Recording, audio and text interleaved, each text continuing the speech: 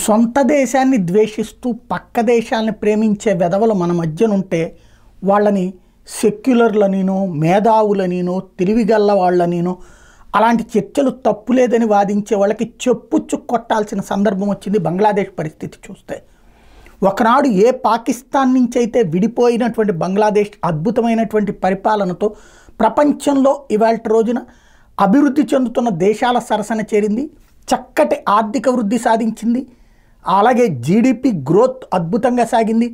ఏ విడిపోయినటువంటి బంగ్లాదేశు అంతకుముందు దేంతో ఉంది? పాకిస్తాన్. అదేమో అధపాతాళానికి వెళ్ళి ప్రపంచమంతా అడుక్కు తింటూ అప్పుల పాలై అరాచకపు పరిస్థితులలో ఉంటే, అదే సందర్భంలో అద్భుతమైనటువంటి పాలనతో ఉన్నటువంటి బంగ్లాదేశ్ నాశనం చేయడానికి వాడినటువంటి అస్త్రం ఒక రిజర్వేషన్లు. అది కేవలం తెర ముందు ఉన్నటువంటి కథ.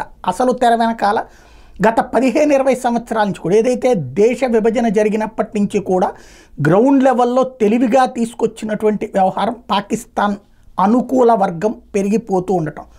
పాకిస్తాన్ అనుకూల వర్గం అక్కడ రెచ్చగొట్టేటటువంటి ప్రక్రియలు చేస్తూ ఉంటే పట్టించుకోలేదు. అదే సందర్భంలో ప్రభుత్వం తన పని తను చేసుకుపోయింది.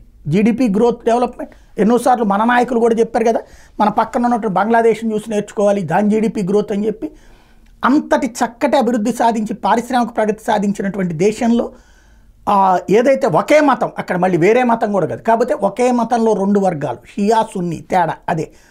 అందులో వచ్చినటువంటి కాన్సెప్ట్ ఇప్పుడు చివరికి పాకిస్తాన్ కోరుకున్నటువంటి విధమైనటువంటి ఉద్రిక్త వాతావరణం కాదు, సాధించింది అక్కడ పాకిస్తాన్. నేను ఇక్కడ భారత్కి పాఠం అని ఎందుకు చెప్పానంటే, మన దేశంలో పాకిస్తాన్ని ప్రేమించేవాళ్ళు భారత్ని ద్వేషించేవాళ్ళు, బంగ్లాదేశ్ని ప్రేమించేవాళ్ళు భారత్ని వ్యతిరేకించేవాళ్ళు.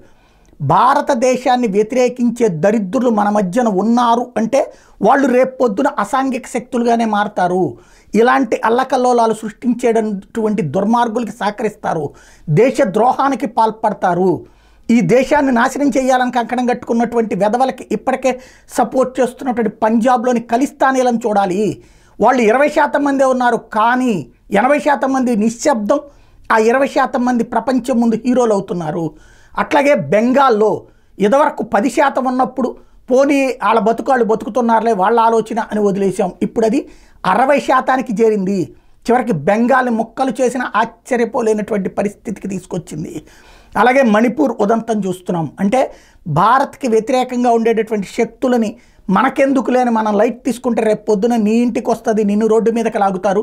బంగ్లాదేశ్లో జరిగింది అదే. ఈవేళ రోజున నిశ్శబ్దం అన్నటువంటిది వాళ్ళని సమాధి చేస్తున్నటువంటి పరిస్థితి తయారైంది.